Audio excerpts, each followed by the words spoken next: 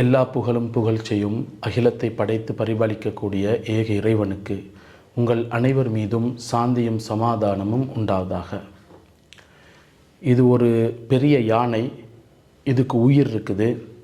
இது ஒரு சக்தி வாய்ந்த மிருகம், மனிதர்களையும் கொல்லக்கூடியதாக இருக்குது அப்படின்னு சொன்னால் நீங்கள் நம்புவீங்களா? அல்லது உங்களது பகுத்தறிவு தான் ஏற்றுக்கொள்ளுமா? ஒரு கணம் சிந்திச்சு பாருங்களேன். இது யானை அல்ல, இது ஒரு பேனை அப்படின்னு சொல்லி என்ன செய்யும்? உங்களது பகுத்தறிவு சொல்லும். ஏன்னா இன்றைக்கி மனிதர்கள் வணங்கக்கூடிய சிலைகளாக இருக்கலாம். இந்த சிலைகள் கடவுள்னு சொல்லி வணங்குறாங்க. ஆனால் உண்மையாலுமே என்னது? அது கடவுள் இல்லை, சிலைன்னு சொல்லி தெரியும். ஆனால் முன்னோர்கள் செஞ்சதுக்காகையோ ஏதோ ஒரு அடிப்படையில் அவங்க என்ன செஞ்சுக்கிட்டு இருக்கிறாங்க? வணங்கிக்கிட்டு இருக்கிறாங்க. ஆனால் அவங்கள பகுத்தறிவு சொல்லும். அதே மாதிரி ஒரு சமூகத்துக்கு நல்ல காரியங்கள் செய்கிறீங்க, நல்ல மனிதனாக வாழ்கிறீங்க. அப்படி வாழும்போது என்ன செய்கிறாங்க? உங்களை நினைவு ஏற்படுத்துறதுக்காக ஒருத்தர் என்ன செய்கிறாரு? உங்களோட தோற்றத்தை அழகாக்கி என்ன செய்கிறாரு? காட்டுறாரு. தன்னை அழகாக மக்களுக்கு காட்டும்போது விரும்புவான். ஆனால் அதே மாதிரி தன்னை விட தாழ்ந்த ஒரு படைப்போட, தாழ்ந்த ஒரு இனத்தோட ஒப்பிட்டு தன்னை ஒரு நாய் மாதிரியோ அல்லது ஒரு குரங்கு மாதிரியோ தன்னை காட்டுறாங்க. இவர் இப்படி தான் இருப்பார் அப்படின்னு சொல்ல என்ன செய்வோம்? நாங்கள் அதை ஏற்றுக்கொள்ள மாட்டோம். என்ன காரணம்? தன்னை விட அந்த கீழுள்ள இனத்தை ஒப்பிட்டுறத அவமானமாக கருதுவோம். இப்படி எங்களுக்கு நடந்தால். ஆனால் நம்மளை படைத்து நம்மளுக்கு எல்லாத்தையும் தந்த இந்த படைப்பினத்தை எல்லாமே தந்தது நம் இறைவன். அவனுக்கு கீழே தான் இந்த வஸ்துக்கள், இந்த மனிதர்கள், மிருகங்கள், இந்த எல்லாமே. ஆனால் தண்டை இறைவன்ற இடத்துல மட்டும் மற்ற படைப்பினங்களை ஒப்பிட்டு வைக்கிறது எப்படி நியாயம்? எப்படி அதை இறைவன் ஏற்றுக்கொள்வான்? இதை பற்றி இறைவன் நல்லா அல் குர்ஆனில் சொல்லும்போது, இந்த சிலைகள் ஏன் வணங்குறான்னு சொல்லும்போது அல்லாஹ் சொல்கிறான், இவ்வுலக வாழ்வில் உங்களுக்குள்ளே உள்ள நேசத்தின் காரணமாக அல்லாஹ்வை அன்றி சிலைகளை ஏற்படுத்தியிருக்கிறீர்கள். ஏன்னா நீங்கள் ஏன் இந்த சிலைகளை கடவுளாக வணங்குறதுக்கான காரணத்தை சொல்லும்போது, இந்த நல்ல மனிதர்கள் ஒரு கட்டத்தில் அவர்களை ஒரு சிலை வைக்கிறது, அதுக்கு பிறகு அதுக்கு மாலை போட்டு அதை ஒரு கடவுளாக்கி இன்றைக்கி வணங்கக்கூடியதாக இருக்கிறான். எந்த ஒரு இடத்துல பார்த்தாலும் முன்னோர்கள் செஞ்ச முன்னோர்களை தான் என்ன செய்கிறான்? மனிதர்களை தான் கடவுளாக்கி வணங்குறதை நாங்கள் பார்க்குறோம். இதை அவங்களோட கேட்கும்போது என்ன சொல்கிறாங்க? இல்லை இந்த சிலைகள் கடவுள் இல்லை தான், நாங்கள் சிலைகளை கடவுளாக நினைத்து கொள்கிறோம்னு சொல்லி அவங்க சொல்லுவாங்க. ஏன்னா அது நினச்சிக்கலாம் இல்லைமா? நாங்கள் சிலையாக இருக்குது, அது சிலையாக நினைக்காம அதுக்கு கடவுள் தன்மை இருக்குது, அது கடவுளாக நான் நினைத்து கொள்வது நாங்கள் ஏற்றுக்கொள்ள முடியாது. ஏன்? உண்மைக்கு முரணாக இருக்குது. எந்த அளவில்? நம்மளோட ஒருத்தரோட மனைவி இருக்கிறாங்க.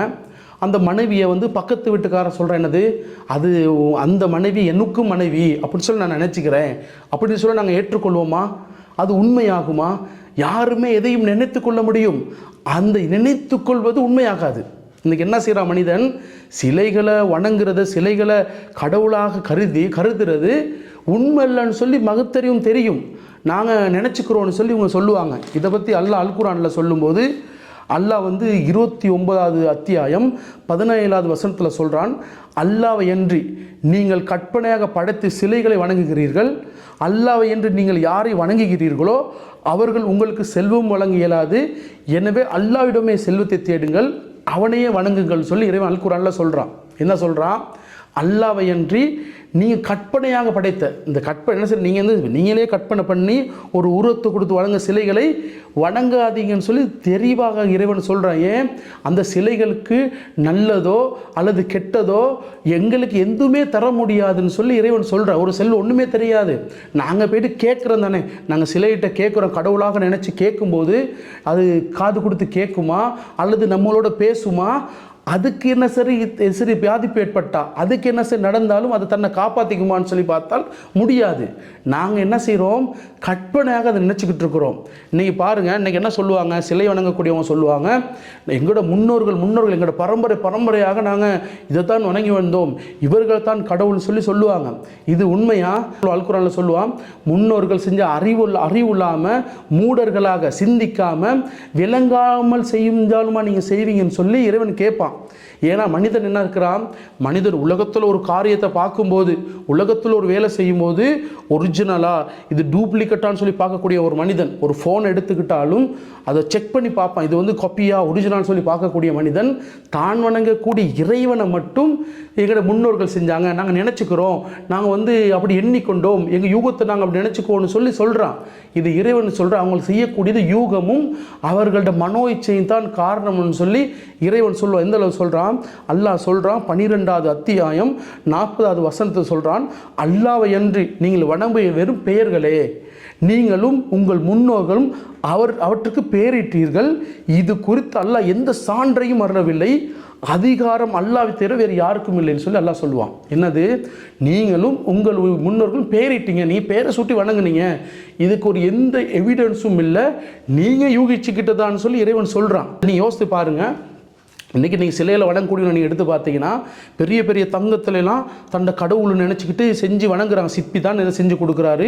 தங்கத்தில் செஞ்சு என்ன செய்கிறாங்க, அதை பாதுகாக்கிறது யாருன்னா மனிதன் தான் பாதுகாக்கிறான். பெரிய பெரிய பூட்டுக்களை போட்டு கேமராவை போட்டு பாதுகாக்கிறான். எதுக்கு, அந்த சிலைகளை கடவுள்களை களவெடுத்துட்டு போயிடுவாங்களோ, அதுக்கு எது சரி நடந்துடுமோன்னு சொல்லி இவன் பயந்துக்கிட்டு இருக்கிறான். ஏன், இவன்ட கடவுளாக இருந்தால் தன்னை காப்பாற்றிக்க முடியலை அந்த கடவுளுக்கு, இவனை எப்படி காப்பாற்ற, இவன் தான் அதை செஞ்சுக்கிட்டு இருக்கிறான்.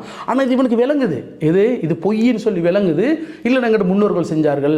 ஏன்னா முன்னோர்கள் செஞ்சாலும் அது உண்மையாக, அது சத்தியமாக உண்மையாக இருந்தால் அது செய்கிறது வேற, அது ஒரு உண்மை இல்லைன்னு சொல்லி தெரிஞ்சும் கூட என்ன செஞ்சுக்கிட்டு இருக்கிறாங்க, அதை வணங்கிக்கிட்டு இருக்கிறாங்க. அது மட்டுமா, நீங்கள் பாருங்கள், சில இடங்களில் பார்த்தோம்னா சில சிலைகள் வந்து ஒரு சிற்பி செஞ்சு ஒரு காலத்தில் என்ன செய்யும், அந்த காலம் சிமெண்ட்லையும் மண்ணில் தான் செய்வாங்க.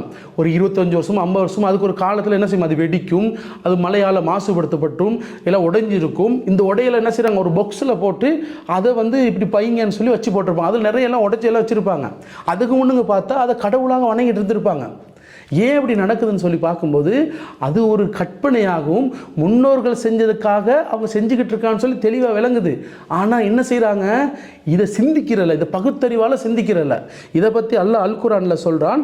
22வது அத்தியாயம் 30வது வசனத்தில் சொல்லும்போது, நீங்கள் சிலைகள் என்னும் அசுத்தத்திலிருந்து விலகி கொள்ளுங்கள், பொய் பேசுறதுலேருந்து விலகி கொள்ளுங்கள்னு சொல்லுவாள். சிலைகளை வணங்கக்கூடிய சொல்லும்போது அது ஒரு அசுத்தமானது, அதை நீங்கள் வணங்காதீங்கன்னு சொல்லி இறைவன் தெளிவாக சொல்கிறான். ஏன்னா இன்றைக்கி நாங்கள் என்ன செஞ்சுக்கிட்டு இருக்கிறோம், எங்களது முன்னோர்கள் செஞ்சதுங்கிறதுக்காக எந்த ஒரு சிந்தனையும் இல்லாமல் அது ஒரு ஏதோ செஞ்சிட்டோன்னு சொல்லி செய்யாமல் அதை விட்டுருங்க, அது அசுத்தம், அது கற்பனை, யூகம்னு சொல்லி இறைவன் தெளிவாக அல் குர்ஆனில் சொல்கிறான்.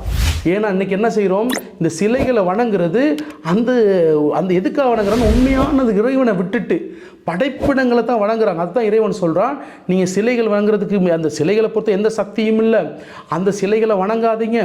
இறைவனை அது வந்து மிகப்பெரிய இறைவனுக்கு செய்யக்கூடிய மிகப்பெரிய ஒரு அநியாயம். ஏன்னா உண்மையான இறைவன் இடத்துல இறைவன் தான் உயர்ந்தவன், அவன் தான் என்னது, அவன் தான் இந்த வஸ்துக்கள் இந்த உலகத்தெல்லாம் படைத்தான். அந்த படைப்பினங்களை ஒப்பிடுறது மிகப்பெரிய ஒரு அநியாய மோசடின்னு சொல்கிறான். அதனால் என்ன செய்யும், நம்மை படைத்த, நமக்கு எல்லாத்தையும் தந்த, எல்லா அருட்கொடையும் தந்த நமது இறைவனை நாங்கள் அந்த ஒரே ஒரு அந்த சக்தியான இறைவனை வணங்க வேண்டும் என்று கூறி முடித்துக்கொள்கிறேன்.